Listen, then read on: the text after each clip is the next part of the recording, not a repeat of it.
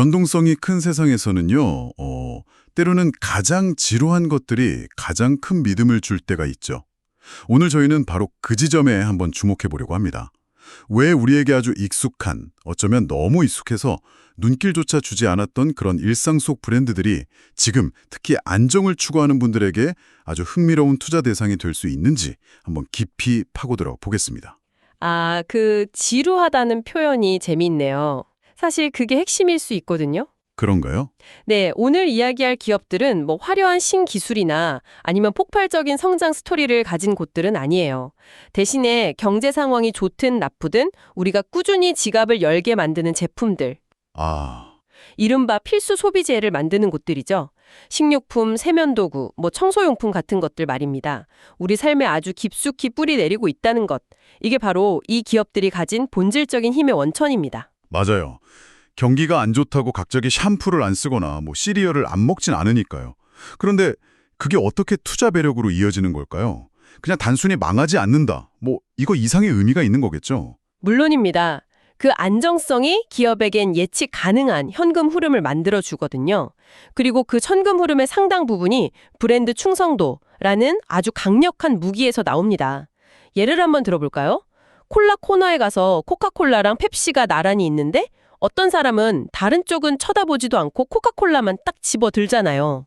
그거 제 얘기네요. 저한텐 그냥 탄산음료가 아니라 코카콜라거든요. 펩시는 뭔가 그 맛이 달라요. 바로 그겁니다. 수많은 사람들이 그렇게 생각하죠. 이건 단순히 제품을 사는 걸 넘어서 뭐랄까, 일종의 습관이고 감정적인 연결이에요. 이런 충성도 높은 고객들이 많다는 건 기업 입장에선 경쟁사가 할인 행사를 하거나 신제품을 내놔도 쉽게 흔들리지 않는 아주 튼튼한 방어막을 가진 셈입니다. 이게 바로 기업의 회복 탄력성으로 직결되는 거고요. 아, 회복 탄력성? 네. 외부 충격이 와도 금방 회복해서 꾸준히 돈을 벌어들이는 힘이 된다는 거잖아요. 그게 진짜 저력인 거죠. 그 회복 탄력성이라는 말이 확 와닿네요. 듣고 보니 그런 굳건한 힘을 가진 기업들이 몇 개 떠오르는데 오늘 우리가 구체적으로 짚어볼 회사들이 바로 클로락스, 허쉬, 그리고 제너럴 밀스, 맞죠? 네, 맞습니다. 야, 이름만 들어도 어떤 제품들이 딱 떠오르는 정말 우리 생활 깊숙이 들어와 있는 회사들이네요. 네. 그리고 이 세 기업이 현재 아주 흥미로운 상황에 놓여 있습니다. 클로락스부터 한번 볼까요? 청소용품의 대명사 같은 회사인데 제가 배당 기록을 보니까 정말 어마어마하더라고요. 무려 48년 연속으로 배당금을 늘려왔다니, 아니 이게 가능한 일인가요? 거의 불가능에 가까운 일이죠. 48년이면 오일 쇼크부터 닷컴 버블, 금융위기까지 현대사의 굵직한 위기는 다 겪어냈다는 뜻입니다.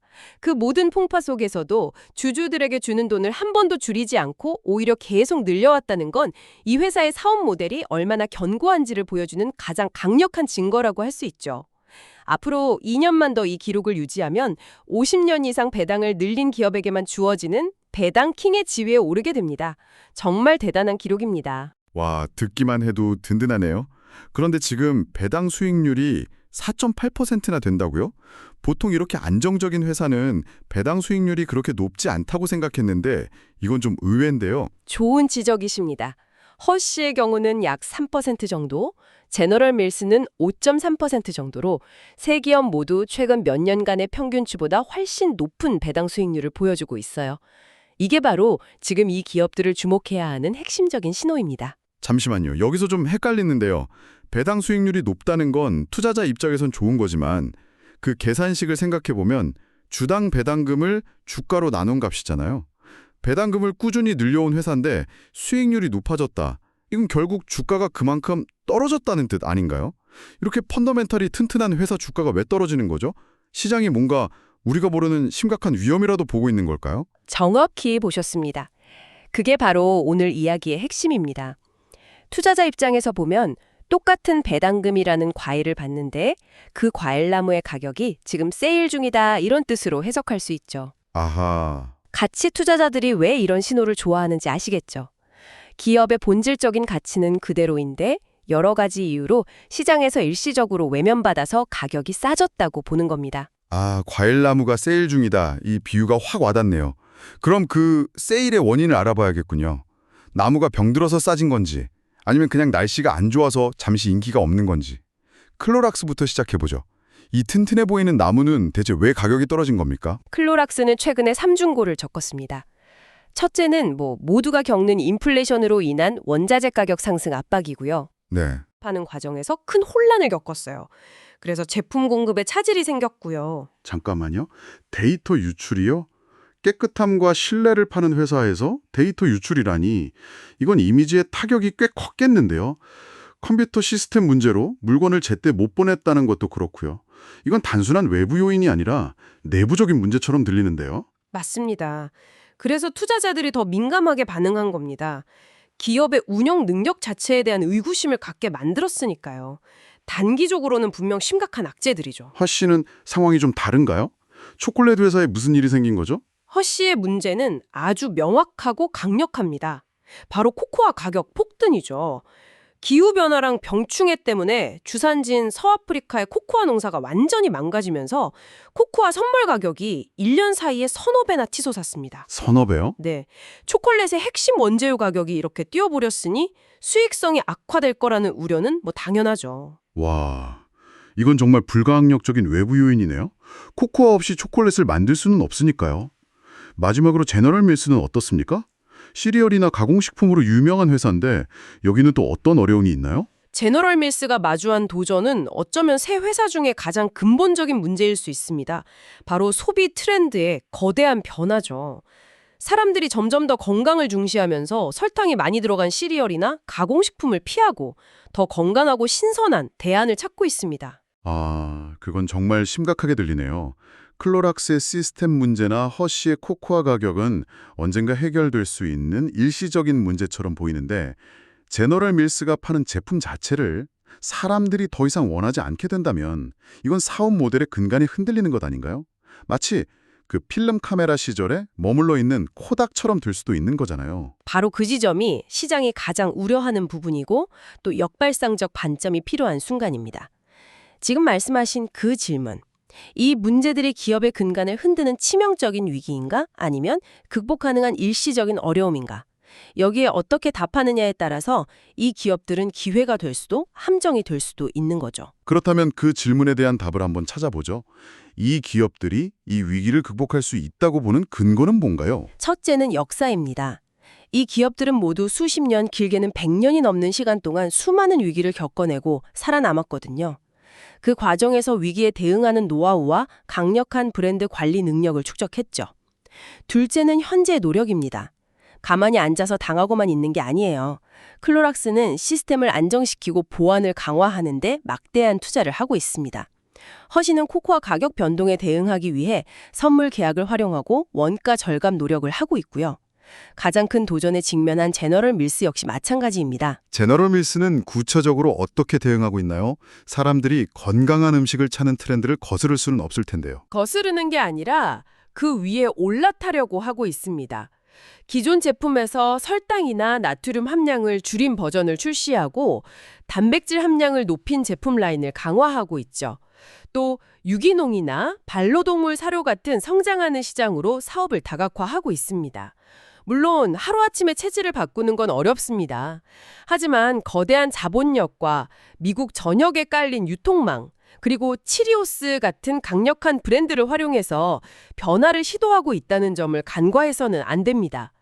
다른 사람들이 비관론에 휩싸여 문제만 볼 때 그 이면에 있는 기업의 저력과 변화의 노력을 보는 것, 이것이 바로 역발상 투자의 핵심입니다. 듣고 보니 마치 한여름에 두꺼운 겨울 코트를 사는 것과 비슷하다는 생각이 드네요.